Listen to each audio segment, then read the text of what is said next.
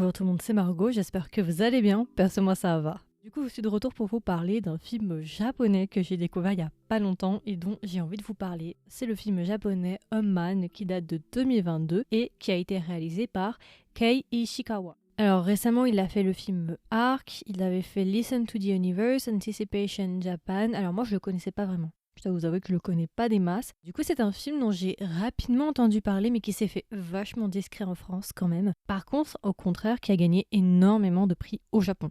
Visiblement, j'ai entendu que le Japon a ses équivalents des Oscars et ce film a vraiment eu un succès fulgurant, visiblement. Donc voilà, je suis de retour pour vous en faire un petit review sans spoilers parce que je pense qu'il peut avoir sa valeur et je pense que ce film peut plaire à beaucoup de personnes. Donc c'est pour ça aussi que je vous en parle aujourd'hui. Je pense qu'il y en a beaucoup qui sont passés à côté et je pense que ça peut être sympa justement de vous en faire un petit review. Alors moi, je vais être honnête, le casting, je ne connaissais pas les acteurs. Après, je suis pas une très grande experte en cinéma japonais, donc c'est peut-être pour ça aussi. Mais je doute pas que ça soit des acteurs assez connus. Alors en acteur principal, nous avons Satoshi Tsumabuki. Il a fait dans Orange Days en 2004, Villain en 2020. Ok, moi c'est un acteur que je connais pas, mais visiblement c'est pas son premier film avec le réalisateur. Ensuite nous avons l'actrice Sakura Ando. Sakura Ando, elle a fait dans Corée. Ah mais oui, elle a fait dans... C'est bon, je la resitue. C'est vrai qu'elle me disait quelque chose. Elle a fait dans L'Innocence, Monster de Koreeda, et elle a fait dans Une affaire de famille de Koreeda toujours de 2018. D'accord, oui. Alors, autant dans Une affaire de famille, je la resitue pas trop. Par contre, dans L'Innocence, si je dis pas de bêtises, elle joue la maman de l'enfant. Si je dis pas de bêtises. Je crois que c'est ça. Christelle, tu passes par là, du coup. Et ensuite, nous avons l'acteur Masataka Kubota. Et lui, du coup, Graduation O House, Tokyo Ghoul, Death Note 2015, d'accord. Bon, moi je le connais pas des masses, mais je pense que c'est un acteur quand même que vous connaissez pour beaucoup. Donc voilà, c'est notre trio d'acteurs principaux. Alors rapidement, du coup, de quoi parle Man pour ceux qui n'ont pas vu le film et qui voudraient peut-être en savoir plus sans spoilers. Man, ça parle de notre personnage principal qui s'appelle Rie Taniguchi qui, au début du drama, on nous explique qu'après la mort d'un de ses deux fils, va justement se retrouver divorcée et va décider de vivre seule avec son second fils et sa mère. Au début de l'histoire, du coup, je crois qu'il y a un an qui est passé après le décès de son fils, elle va rencontrer le chemin de Daisuke, qui est un de nos personnages principaux, et du coup, une romance va naître entre ces deux personnages-là. Et du coup, Rie va décider de se marier une seconde fois avec Daisuke. Je crois qu'il y a un an qui va passer, on va nous apprendre que du coup, ils ont eu un enfant ensemble, une petite fille ensemble. Et ce qui va se passer malheureusement au début de l'histoire, c'est que Daisuke va décéder sur son lieu de travail. Et à partir de là, tout va un petit peu basculer. On ne sait pas grand-chose sur lui au début du film.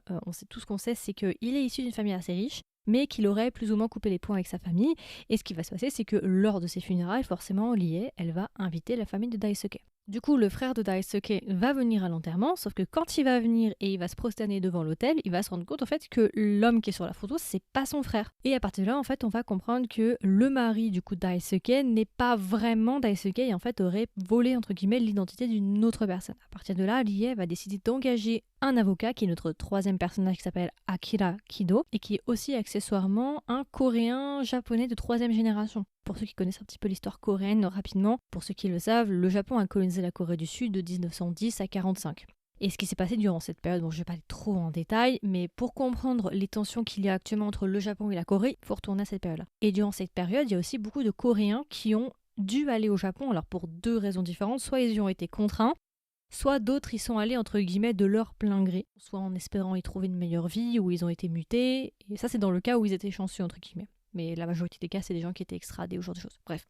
Et du coup, Akira Kido, lui, c'est un descendant de Coréens justement qui sont venus au Japon. Alors on ne sait pas dans quelles conditions ils sont venus, mais en tout cas voilà. Et du coup, il est de troisième génération, donc lui se considère comme un japonais, il parle japonais, il a un nom japonais. Mais ça va avoir une importance tout au long du film, je vous en dis pas trop. Et justement, tout le film va tourner autour de cette enquête, déjà de l'identité de Daisuke. Qui était Daisuke? En tout cas, le présumé Daisuke. On va l'appeler Monsieur X dans le film. Et aussi, on va du coup suivre notre personnage, notre avocat, qui est un petit peu le personnage principal finalement. Et on va suivre justement sa vie et son expérience par rapport à l'enquête. Et justement aussi sa propre expérience personnelle et sa vie personnelle par rapport à l'enquête. Voilà, j'ai essayé de le faire très très simple. Je ne vais pas vous spoiler, on va s'arrêter là pour le résumer. Alors rapidement, du coup, qu'est-ce que j'ai pensé de ce film? Alors, c'est un film franchement qui est passé quand même pas mal inaperçu. Le truc aussi, petit disclaimer, pour apprécier ce film à sa juste valeur, je pense qu'il faudrait avoir quelques bases. À mon avis, il faut quelques références culturelles pour vraiment apprécier le film. Alors, je suis pas en train de dire que j'ai toutes les références culturelles, bien évidemment que non, mais j'en ai quand même quelques-unes et puis j'ai fait aussi mes recherches de mon côté pour justement essayer de vous apporter les références nécessaires pour vraiment apprécier le film à sa juste valeur. C'est un film qui est bourré de thèmes, il y a énormément de choses à dire et Un épisode sans spoilers n'est clairement pas suffisant pour l'exploiter, on est bien d'accord.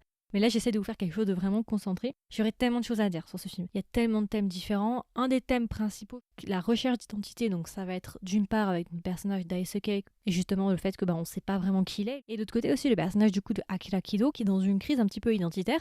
Justement, de par son origine et aussi par rapport à ce que la société lui renvoie en lui rappelant toujours que malgré peu importe à quel point il s'est adapté, qu'il a toujours vécu au Japon, qu'il est né au Japon, qu'il a fait ses études au Japon, qu'il parle japonais et qu'il a un nom japonais, pour les Japonais, il sera toujours un Coréen.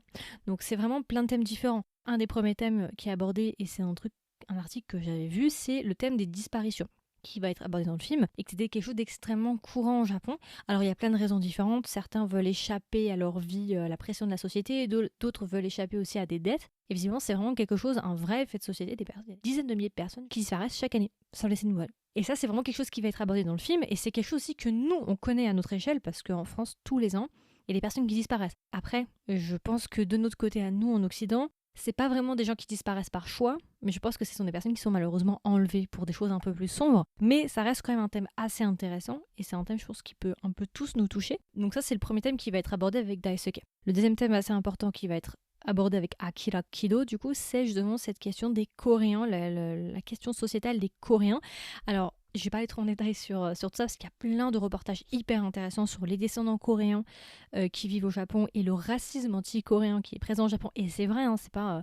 Et justement, les Coréens, descendants coréens qui vivent au Japon, on les appelle les Zainichi. Vous pourrez chercher sur internet Zainichi. Il y a plein de reportages là-dessus.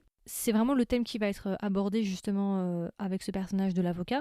Et j'avais vu une interview du réalisateur qui disait justement que pour lui, ce film, en fait, c'était un portrait de la société. Pour lui, ce film reflète la société actuelle du Japon. Alors ça, c'est particulier parce que je pense qu'il y en a beaucoup qui vivent au Japon, qui m'écoutent ou qui y sont déjà allés. Vous allez me dire, bah, non, pas vraiment. Enfin, ok, il y a des personnes forcément qui sont racistes, anti-coréens, mais ça ne représente pas la majorité de la population. C'est pas forcément ce qu'il est en train de dire, mais ce qu'il essaie de dire en tout cas, c'est que ce sont des vrais thèmes de société, des tabous, entre guillemets, mais qui sont présents et qui n'ont jamais vraiment été portrayés dans des films. Et justement, c'est ce qu'il a essayé de faire. Et pour lui, justement, les thèmes principaux, c'est vraiment ce racisme anti-coréen qui est important. Et justement, lui, c'est ce qu'il a essayé de montrer dans ce film-là. Et c'est des questions qu'on voit rarement. C'est pour ça que j'étais très surprise qu'on nous implémente ça dans l'histoire. Je ne m'attendais pas, en fait. Parce que oui, c'est quelque chose de vrai. Surtout les anciennes générations au Japon ont énormément de mal à accepter, en fait. Et même, je ne sais pas si vous le savez, mais il y a énormément de choses que le Japon n'a jamais reconnues.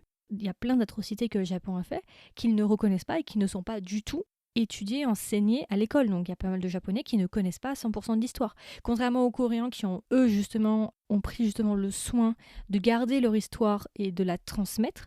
De l'autre côté, le Japon, c'est pour ça aussi que je vous dis qu'il y a énormément de tensions entre la Corée et le Japon parce que le Japon n'a pas reconnu 100% de leur agissement. En fait, il y a pas mal de trucs qu'ils refusent d'avouer. C'est pour ça que je disais que ce film, pour totalement le comprendre, il faut un petit peu avoir une vision. Alors, je suis pas en train de dire que je suis une experte, je suis pas en train de dire ça. Mais j'essaye au moins de donner genre une vision assez vulgarisée de la situation pour que vous puissiez un petit peu mieux comprendre le film. Donc voilà, c'est un vrai thème, hein, le racisme anti-japonais. Il y a eu il y avait des manifestations, alors, je sais pas si c'est toujours le cas, mais des manifestations anti-coréens, ce genre de choses. De même qu'il y a eu aussi en Corée, hein, il y a eu une période, moi quand j'étais allée en Corée du Sud, il y avait une période, alors c'était, bon, je vais pas trop aller en détail, mais il y avait un gros problème en 2019 entre la Corée et le Japon. Les Coréens balançaient leur Télétoshiba par la fenêtre, fracassaient leur voiture japonaise à coups de batte de baseball. On en était là. Hein. C'était en août-septembre 2019, si je dis pas bêtise, quand j'y étais. Il y avait des manifestations anti-Japon, machin. C'était assez particulier. Donc c'est quelque chose qui est toujours présent, vous voyez. Il n'y a pas que ce thème d'ailleurs qui voulait intégrer, hein, mais c'est un des plus gros thèmes quand même dans le film. Les thèmes sont assez intéressants. Au-delà juste de ça aussi, le thème de l'identité. Qu'est-ce qui fait l'identité au final ? Plein de thèmes assez intéressants avec notre personnage, l'avocat, qui est en recherche de sa propre identité tout au long du film et aussi qui se remet en question par rapport à Daisuke, parce qu'on va aussi suivre l'histoire de Daisuke, qui était vraiment Daisuke. Et ces histoires, comme je vous dis aussi, de personnes qui disparaissent tous les ans. Donc non, il y a beaucoup de thèmes, il y a beaucoup de choses à dire, mais il faudrait des heures quoi pour tout décortiquer. Après, je pense aussi que c'est ça aussi qui a peut-être fait le succès aussi du film, justement, son côté je pourrais dire multidisciplinaire, mais c'est un film qui aborde tellement de thèmes différents qui peuvent un petit peu toucher tout le monde. Le casting est bon, j'ai beaucoup aimé les acteurs.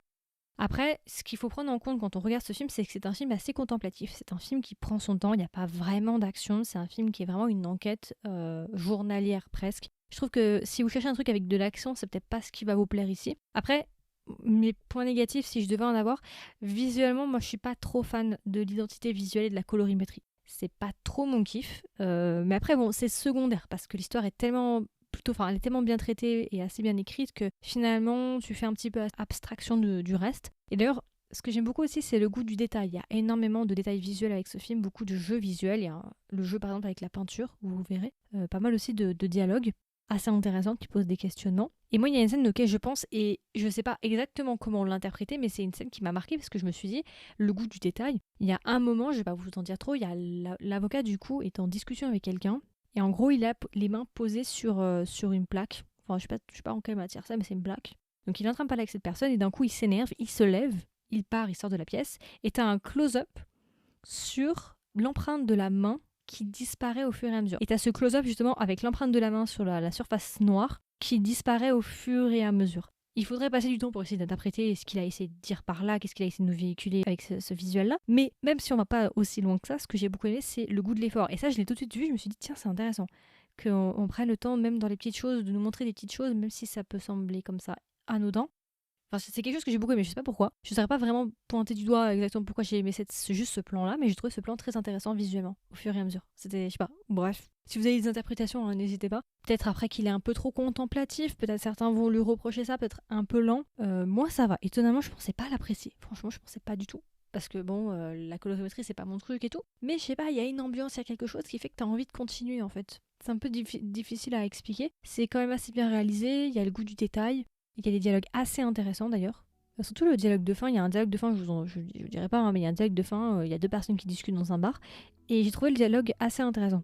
Donc voilà, et du coup, si je devais recommander le film à un ami ou une amie, qu'est-ce que je lui dirais, et est-ce que même je lui recommanderais le film? Moi, je vous recommande le film, mais comme toujours, sous certaines conditions. Si vous aimez le cinéma japonais, si vous cherchez un film avec les thèmes que je vous ai énumérés précédemment, et si justement le côté contemplatif ne vous dérange pas, franchement foncez. Le film est plutôt bien réalisé, le film a eu un franc succès au Japon. Et voilà, je le recommanderais si vous connaissez le casting, si vous aimez les acteurs, et si vous cherchez un petit film sympa à regarder assez sous-coté, et peut-être pour agrandir un petit peu votre culture générale des films japonais. Et voilà, c'est un film que je ne déconseille pas, mais c'est un film, je pense, qui ne correspondra pas forcément à tout le monde. C'est un film plutôt calme, en fait. Contemplatif, du coup, comme on l'a dit avant. Et du coup, alors si je devais lui donner une note sur 20, combien est-ce que je lui mettrais? Je lui mettrais 15,5 sur 20. Voilà. C'est un film vraiment sympa, je pensais pas autant l'aimer, j'ai été d'ailleurs assez surprise. Si vous avez l'occasion, n'hésitez pas à lui laisser une chance, je pense qu'il en vaut la peine. Et si jamais ça vous intéresse pas pour le moment, n'hésitez pas à le mettre de côté dans votre wishlist, peut-être que dans 1 an ou 2 ans, ça vous intéressera. Et si jamais, j'ai oublié de le préciser aussi, mais alors, il est plus disponible en salle. Par contre, j'ai vu qu'il est disponible en achat sur Apple TV, Canal VOD, YouTube, on peut aussi l'acheter visiblement pour 3,99. Je suis pas sponsorisée, hein, vous inquiétez pas. Google Play, Film et TV, vous pouvez aussi l'acheter. Et sinon, vous pouvez le trouver aussi en fansub. Je me fais pas de soucis, je pense que vous avez vos adresses. Vous avez juste à taper Omen 2022 Movie English Subtitles ou bien VostFR. VostFR, je suis pas sûre qu'il y soit. Mais en tout cas, sous-titré en anglais, par contre, c'est sûr, en fansub. Donc voilà, écoutez, c'est à peu près tout. Du coup, c'était mon review assez court, sans spoilers, sur le film Omen. J'espère que ça vous a plu et que ça vous a intéressé. Comme d'habitude, n'hésitez pas à me donner vos retours. Qu'est-ce que vous avez pensé du film, si vous l'avez vu? Est-ce que vous l'avez aimé, vous l'avez pas aimé? Si vous ne l'avez pas encore vu, est-ce que vous comptez le voir et lui laisser une chance? Ou au contraire, est-ce que vous pensez le mettre de côté pour le moment et peut-être le regarder plus tard? Il y aura une section commentaires si vous m'écoutez sur Spotify et aussi si vous m'écoutez sur YouTube. Et si jamais vous voulez être au courant des dernières sorties du podcast et recevoir une notification, comme d'habitude, n'hésitez pas à vous abonner sur votre plateforme d'écoute préférée. Et si jamais vous voulez m'aider et me soutenir, n'hésitez pas à me laisser une note, pareil, sur votre plateforme d'écoute préférée. Et puis voilà, écoutez, je vous souhaite une agréable journée ou une agréable soirée et je vous dis à la prochaine. Bye bye!